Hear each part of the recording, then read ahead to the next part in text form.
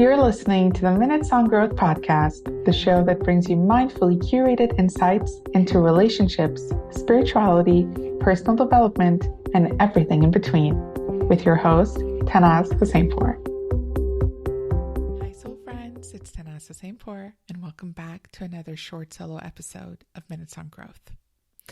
A lot has been happening in my life, so I really haven't had much time to create as much content as I would like for you. But this past weekend, something happened which I just simply couldn't not share with you. It inspired me so much, so I really wanted to pass it forward to you. So last week, a close friend of mine visited me, and during her visit, she shared with me her sister's diagnosis of severe autism and the challenges that she and her family had faced trying to support her. We discussed potential therapy modalities since I'm getting licensed as a psychotherapist. So I was sharing with her all the material that I had studied and the research that we had studied. And we were discussing, different support systems that they could seek.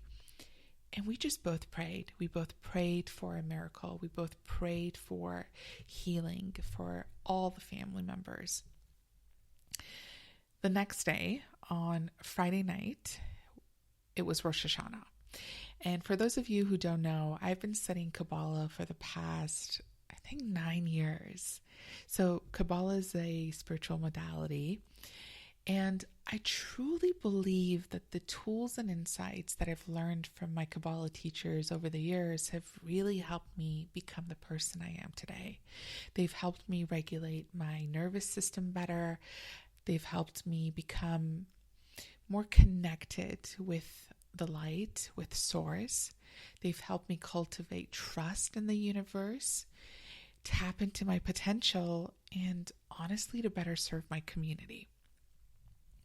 I shared with my friend that, there was this Rosh Hashanah celebration taking place at the Kabbalah Center, and I asked her if she wanted to join. She told me that she had never experienced such an event before, but she was open to joining me in the festivities. So when we were at the center, in the midst of one of our prayers, so I think we got there around 7 and we were praying until 11. And if you haven't been to Rosh Hashanah, you can just visualize people holding each other's hands, singing, dancing, jumping. So that's what their prayer looks like. Anyways, in the midst of one of our prayers, she looked at me and asked, "Have you ever made a wish while you were at the center and it came true?" I paused for a few seconds to reflect back on my decade-long journey at the center. And I said, pretty much, yeah. She then followed up on her question and said, "Have they ever happened right away?" And I was thinking to myself, sometimes, but they happen when they're meant to happen. Answers come to us when we're ready to receive them. Miracles come to us when we're ready to see them. The Course of Miracles defines miracles as a shift in perception. So we're not really praying for a miracle. We're praying for a shift in perception to see the miracle that already exists. I want to repeat the sentence because this insight really helped elevate my experience of reality. We do not pray for miracles. We pray for a shift in perception to see the miracle that already exists. This is a really powerful one. And why is this? Because the universe wants the best for you at every given moment. And it presents the very best for you at every given moment. We, however, as human beings, have the free will to see and notice that, or to have a different perception and perhaps maybe see the world through the lens of blame and victimhood. That's the concept of free will. We get to choose if we want to see it or not. Anyways, after I told her that, I've been able to witness multiple miracles through, the tools that I've learned at the Kabbalah Center. We continued on with the group prayers that we were all partaking in. And the conversation ended there. An hour later, our group got divided into two, and the woman went into a separate room. So in that room, there was a 3-seater sofa, and my friend and I quickly went and we took a seat. There was an empty seat, of course, next to me, and the teacher asked out loud, "Who wants to sit next to Tannaz?" And this random woman, bless her heart, who I'd never met before, came and she just sat next to us. I asked her what her name was, and since it had Persian origins, I looked at her and I was like, "Oh wow, are you Persian too?" And she told me she was from Turkey, but her name was Persian. And we just, got talking. We clicked right away. After a few minutes, the teacher asked us all to be silent because she wanted to share a story with us. By the way, one of my favorite things about Kabbalah and just learning at the Kabbalah Center is all the teachers tend to use stories to relay a message. And I have found that it's super powerful, especially for me. Like, I absorb messages so much better when they're shared with me through a story. So I got really excited and we all got quiet. And I actually want to share that story with you guys because it was a great reminder to dream big dreams. And that's my wish for you, to allow yourself to dream big dreams. So her story was that once upon a time, there was a couple who loved each other very much. Like, they were super in tune. They were, so intimate with one another. However, the wife started to have this vivid dream where she would give birth and immediately die. And so she kept having this dream over and over again, to the point that she finally decided to go to a Kabbalistic sage and, ask him about it. So she told him about her dream, and the sage responded that, the dream was accurate and that it was dangerous for her to get pregnant. So she suddenly stopped being intimate with her husband. And after a while, the husband asked her, why she stopped being intimate, and she shared her dream with him. They really loved each other. So they really didn't want to do anything that would cause physical pain to each other. Like, for example, if she got pregnant and she died, and, he would have to, he would feel alone. He would feel, the sadness in his heart because his wife had just passed away. So she didn't really want him to feel that. So they decided, okay, we're not going to have a family. After many, many years, the woman really wanted to experience parenthood with her husband. So she decided, you know what? I'm going to get pregnant.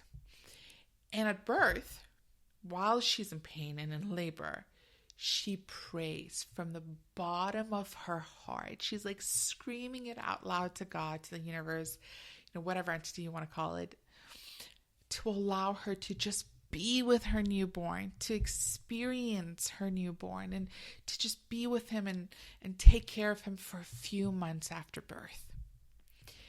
To their surprise, she gave birth and she didn't die. And at this point, they start to believe that, okay, so the dream is no longer valid. But after a couple of months, she passed away.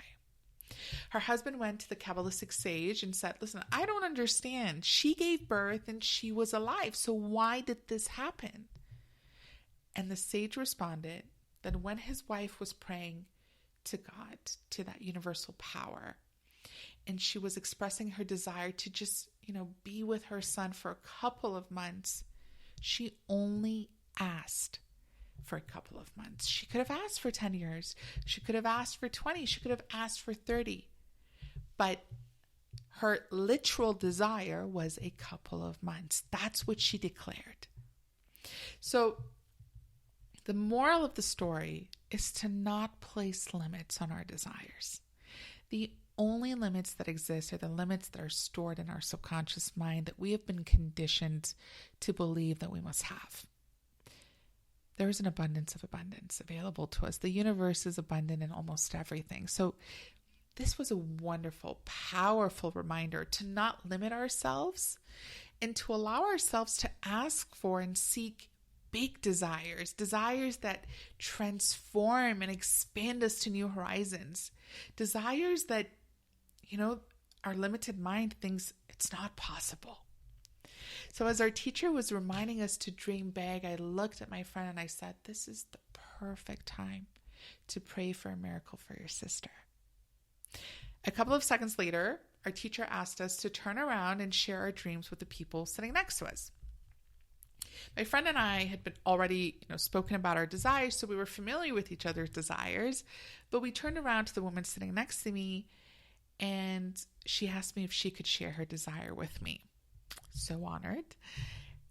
And she went ahead and she shared that she got pregnant late in her life and her child was born, quote unquote, with a very rare developmental disorder.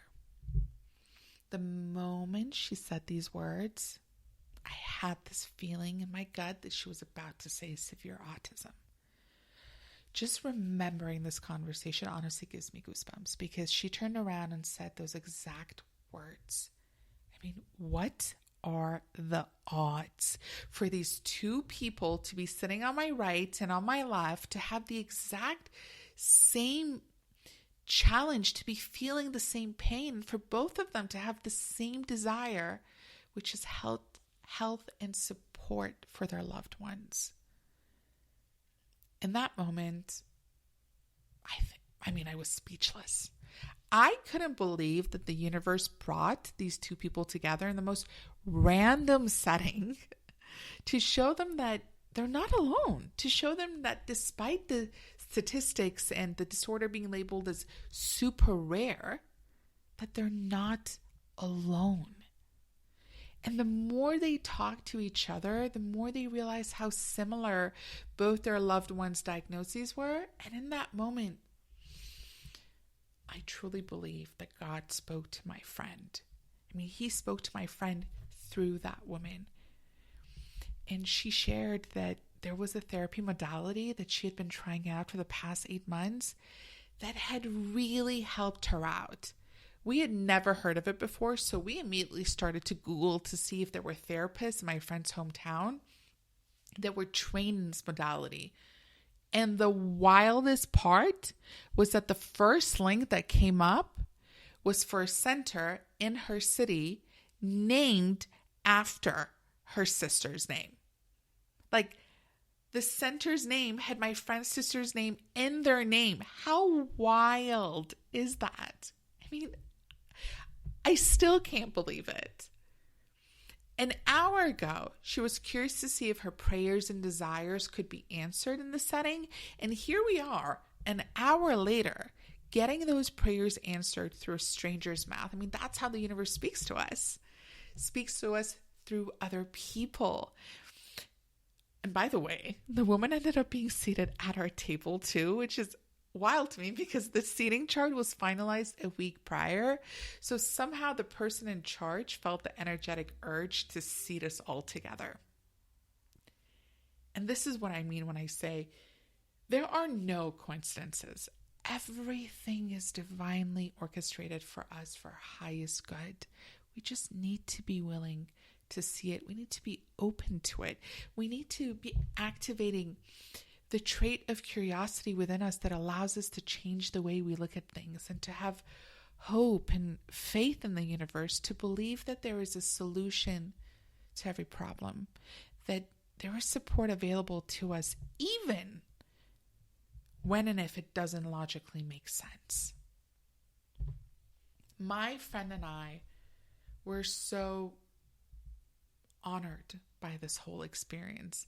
And she kept telling me that this was one of the most memorable weekends of her life. And another, by the way, she wasn't meant to be here with me this weekend. But somehow her initial plans had changed and her trip got postponed to this exact weekend.